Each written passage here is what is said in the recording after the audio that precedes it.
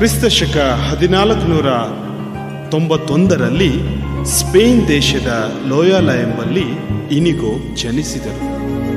Don ಬೆಲ್ಟ್ರಾನ್ ಮತ್ತು Jonah Marina ದಂಪತಿಗಳಿಗೆ ಜನಿಸಿದ 13 ಮಕ್ಕಳಲ್ಲಿ ಇನಿಗೋ ಕೊನೆಯವರು. ಕುಟುಂಬದಲ್ಲಿ ಕೊನೆಯ ಮಗನಾಗಿದ್ದರಿಂದ ಎಲ್ಲರ ಪ್ರೀತಿಗೆ ಪಾತ್ರನಾಗಿದ್ದ. ಕೇವಲ 5-6 ವರ್ಷದವನಿದ್ದಾಗ ಮಮತೆಯ ಪ್ರತೀಕವಾದ ತನ್ನ ತಾಯಿಯನ್ನ ಕಳೆದುಕೊಂಡು ತನ್ನ ಸಹೋದರ ಮಾರ್ಟಿನ್ ಹಾಗೂ ಅತ್ತಿಗೆ ಮಗ್ದಲೇನಳ ಆಶ್ರಯದಲ್ಲಿ ಬೆಳೆಯತೊಡಗಿದ.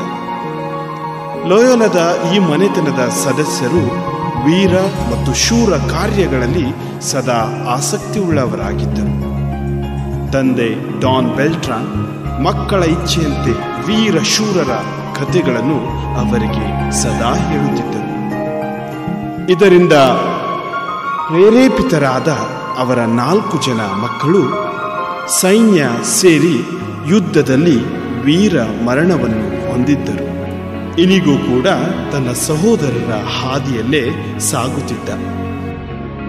ಹೀಗಿರುವಾಗ 1521ರಲ್ಲಿ ಬಲಿಸ್ಟಾ ಫ್ರೆಂಚ್ ಸೈನಿಕರ ವಿರುದ್ಧ ಕಾದಾಡುತ್ತಿರುವಾಗ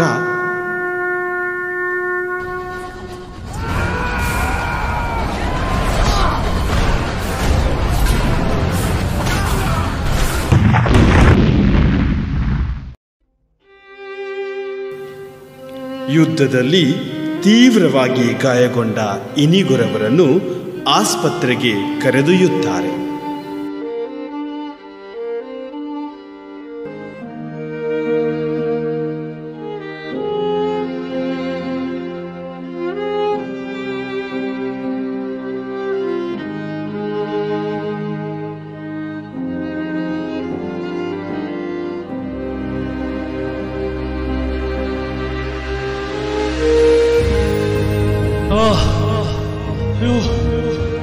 ನಾನು ಹೋರಾಡಬೇಕು. ನಮ್ಮ ಸಹೋದರರು ಹೋರಾಡ್ತಾ ಇದ್ದಾರೆ. ನಾನು ಹೋರಾಡಬೇಕು.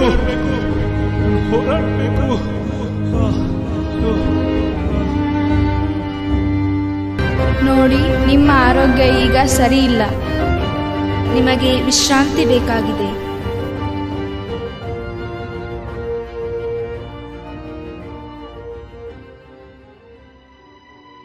ಬಲವಾದ ಗಾಯದ ಸಮಸ್ಯೆಯಿಂದ ಇನಿಗೋ ಕೆಲ ಕಾಲ ಆಸ್ಪತ್ರೆಯಲ್ಲೇ ಉಳಿಯಬೇಕಾಗಿತ್ತು.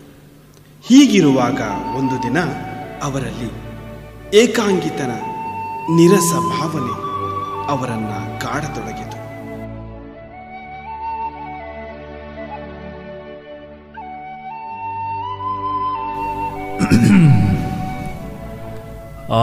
ನೋಡಿ, ನನಗೆ ಈ ಆಸ್ಪತ್ರೆಯಲ್ಲಿ ಇದ್ದು ತುಂಬ ಬೇಸರವಾಗ್ತಾ ಇದೆ. ಯಾವುದಾದ್ರೂ ಪುಸ್ತಕ ಓದಲಿಕ್ಕೆ ಪ್ರೇಮ ಕಾದಂಬರಿಗಳ ಪುಸ್ತಕವಿದ್ದರೆ ನೀಡುವಿರಾ?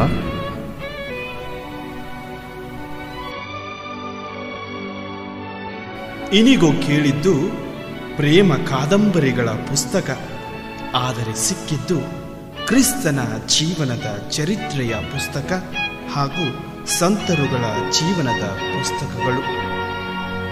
ಹೀಗೆ ಮನಸ್ಸಿಲ್ಲದಿದ್ದರೂ ಓದುತ್ತಾ ಆ ಪುಸ್ತಕಗಳಲ್ಲಿ ಆಸಕ್ತಿಯನ್ನ ಹೊಂದುತ್ತಾರೆ. ಓದುತ್ತಾ ಧ್ಯಾನಿಸುತ್ತಾ ಇರುವಾಗ ಒಂದು ದಿನ ಯೇಸು ಕ್ರಿಸ್ತರು ನಿಜವಾಗಿಯೂ ಎಲ್ಲರನ್ನೂ ಪ್ರೇರೇಪಿಸಿದ ವ್ಯಕ್ತಿ. ಮಹಾನ್ ಸಂತರಾದ ಸಂತ ಫ್ರಾನ್ಸಿಸ್ ರವರು ಹಾಗೂ ಡೊಮಿನಿಕ್ ರವರು ದೇವರಿಗಾಗಿ ಎಷ್ಟೋ ಮಹತ್ ಕಾರ್ಯಗಳನ್ನು ಮಾಡಿರುವಾಗ ನಾನು ಕೂಡ ಅವರಂತೆ ಆಗಬಹುದಲ್ಲವೇ?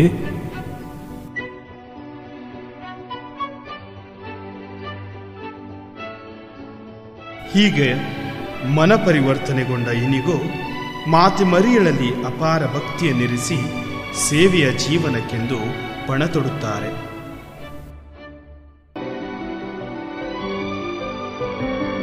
ಬೆಲೆ ಕಟ್ಟಲಾಗದಂತಹ ನಿಧಿ ನನಗೆ ದೊರಕಿರುವಾಗ ಈ ವೈಭವದ ಬಟ್ಟೆಗಳು ನನಗೆ ಬೇಕಾಗಿಲ್ಲ. ತೆಗೆದುಕೋ, ಈ ನನ್ನ ಬಟ್ಟೆ ಬರಗಳನ್ನು. ಹೀಗೆ ಇನಿಗೂ ವೈಭವದ ಬಟ್ಟೆ ಬರೆಗಳನ್ನು ಭಿಕ್ಷುಕನೊಂದಿಗೆ ಬದಲಾಯಿಸಿಕೊಳ್ಳುತ್ತಾರೆ. ಅಂದಿನಿಂದ ಪ್ರತಿಯೊಂದರಲ್ಲೂ ದೇವರನ್ನು ಕಾಣಲು, ಪ್ರತಿಯೊಂದರಲ್ಲೂ ದೇವರ ಅನುಭವವನ್ನು ಪಡೆಯಲು ಹಂಬಲಿಸುತ್ತಾ ಮುಂದೆ ಸಾಗುತ್ತಾರೆ.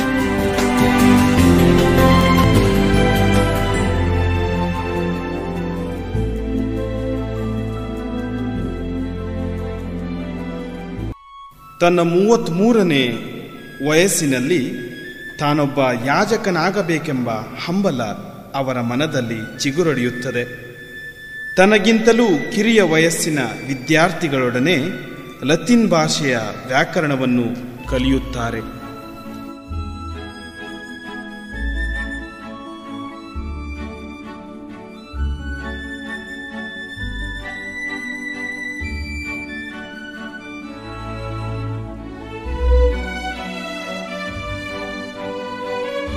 ಎಷ್ಟೋ ಕಷ್ಟಗಳ ಮಧ್ಯೆಯೂ ಕೂಡ ತತ್ವಶಾಸ್ತ್ರ, ದೈವಶಾಸ್ತ್ರ ಅಧ್ಯಯನ ಮಾಡಿ ಮುಗಿಸುತ್ತಾರೆ.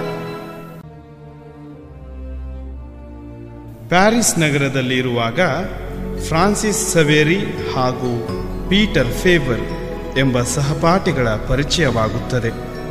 ಅದೇ ರೀತಿ ಇನ್ನೂ ಕೆಲ ಸಹಪಾಠಿಗಳು ಅವರ ಜೀವನ ಶೈಲಿಗೆ ಆಕರ್ಷಿತರಾಗಿ ಅವರನ್ನು ಹಿಂಬಾಲಿಸುತ್ತಾರೆ. ಈ 7 ಜನ ಬಡತನ, ಬ್ರಹ್ಮಚರ್ಯ ಎಂಬ ವಾಗ್ದಾನಗಳನ್ನು ತೆಗೆದುಕೊಳ್ಳುತ್ತಾರೆ.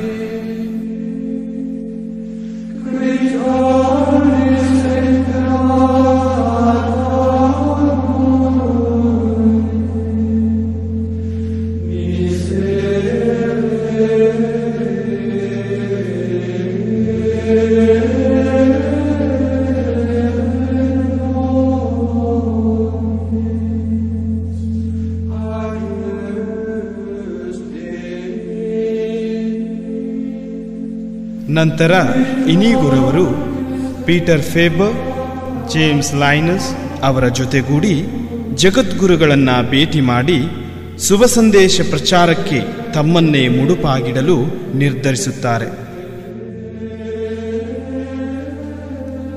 May Almighty God bless you, the Father, the Son, and the Holy Spirit. Amen.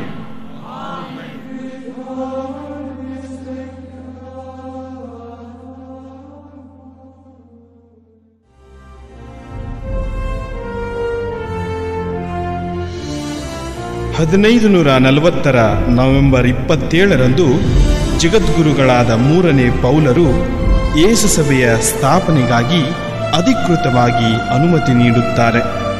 ಅಂದಿನಿಂದ ಈ ಸಭೆಗೆ ಯೇಸು ಸಭೆ ಎಂಬ ಹೆಸರು ದೊರಕಿತು.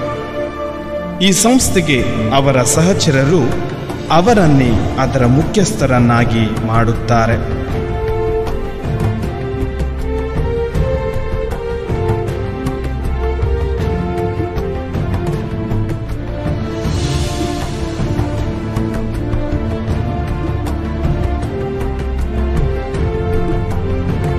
ಮುಂದೆ ಈ ಯೇಸು ಸಭೆಯ ಗುರುಗಳು ವಿವಿಧ ಕ್ಷೇತ್ರಗಳಲ್ಲಿ ತಮ್ಮ ನಿಸ್ವಾರ್ಥ ಸೇವೆಯನ್ನು ನೀಡಲು ಮುಂದೆ ಬರುತ್ತಾರೆ.